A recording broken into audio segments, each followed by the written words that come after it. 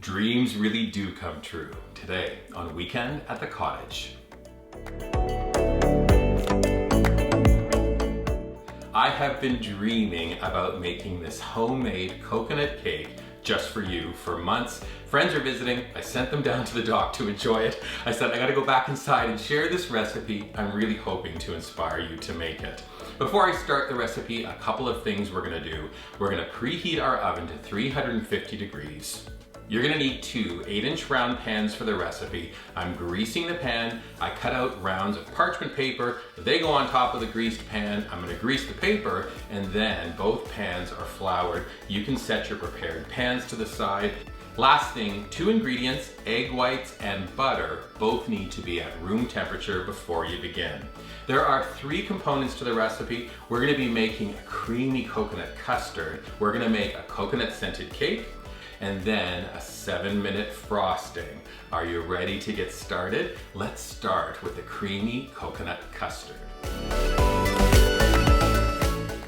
To begin the custard, we're heading to stovetop, saucepan, medium-high heat. I'm adding a stick of butter into the pan. As soon as it melts, kind of move it around a little bit, and then we're gonna add 1.25 cups of 35% cream. Once that comes to temperature, 3/4 cup of sugar. When the sugar dissolves, we're gonna add 4 tablespoons of cornstarch, get rid of the spoon, bring in a whisk. We're gonna bring this together, and as it heats up, it's gonna get nice and thick. You're looking for a thick consistency. We're taking it off of the heat over to your work surface. 2¼ cups of shredded unsweetened coconut. Stir that in. Once the coconut is fully incorporated, one final ingredient, 1 teaspoon of pure coconut extract. We're gonna transfer the mixture into a bowl, a little bit of cover on top. You can set your creamy coconut custard to the side. How about we make the actual cake? Coming up next. To begin the cake recipe, we notice the ingredients are pretty straightforward. The recipe calls for 5 egg whites plus 3/4 cup of milk. I'm gonna take 1/4 of that cup of milk, pour it into the egg whites, whisk it together, set it to the side. Same thing for that remaining 1/2 cup of milk, set it to the side. Next, we pull together our dry ingredients for the cake. 2½ cups of unbleached all-purpose flour, 1 tablespoon of baking powder, 1/2 teaspoon kosher salt, stir together, then sift together. You can set your dry ingredients to the side. Next step in the recipe, medium-sized bowl, 3/4 cup of butter, hand mixer, just whip it till it's a little bit light and fluffy. Now we have 1 3/4 cup of sugar. We're gonna add that sugar, keep mixing mixing by little, and keep mixing until the sugar is incorporated with the butter. We're gonna give 2 hits of special flavor, 1 teaspoon pure vanilla extract, and 2 teaspoons of that pure coconut extract. Mix those 2 ingredients in. I then transfer that into a bit of a larger bowl because we're now adding our dry mixture little by little, and it tends to kind of flare up as it hits the bowl. We're gonna incorporate that dry mix completely. Now we add the egg white and milk mixture. You're gonna blend this for about 2 minutes to fully incorporate. And then your reserved 1/2 cup of milk. Hand mixer is running, and I would run it for about another 3 minutes until you have a very creamy batter.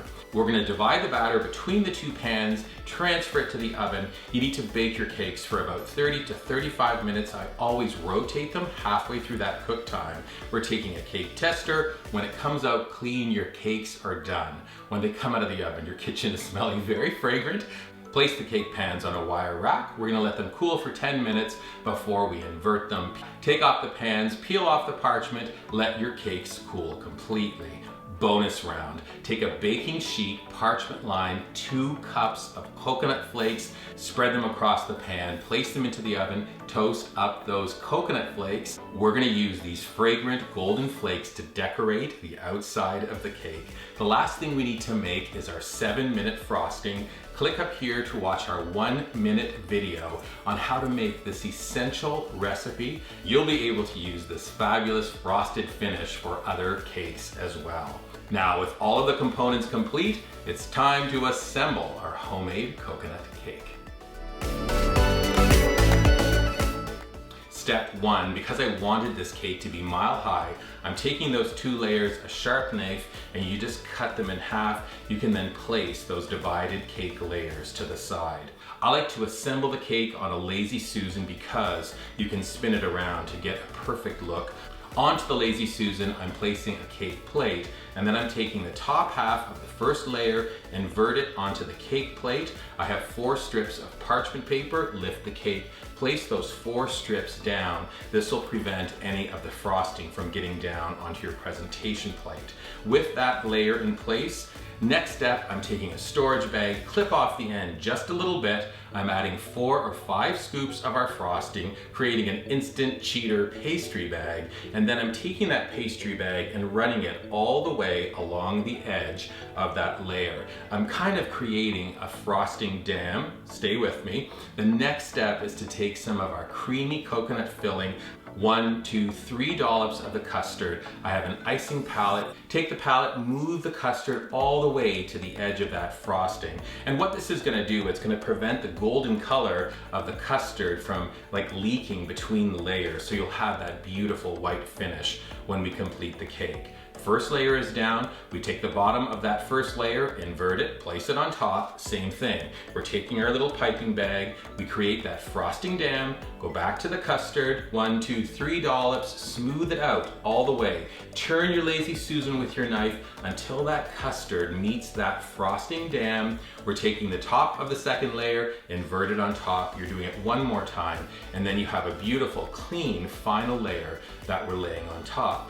Last thing you need to do is to take the remaining frosting across the top, nice and smooth all the way to the edge. I love how that Lazy Susan works in this process. And then you go along the sides, applying your frosting in an even manner. Last thing, we have our toasted coconut flakes. I like to take a little piece of parchment paper, lay it on an angle, and just sprinkle those toasted flakes, kind of push it up, turn, add some more, and you just keep going until you have that first kind of outside coating on your cake. Move the parchment up and you apply again until the entire outside of the cake has those little coconut flakes. We're gonna sprinkle across the top. Last thing, I know, it's kind of crazy, but I give it a spin and then I do touch-ups. I take 1 or 2 flakes and I fill all of those final spots with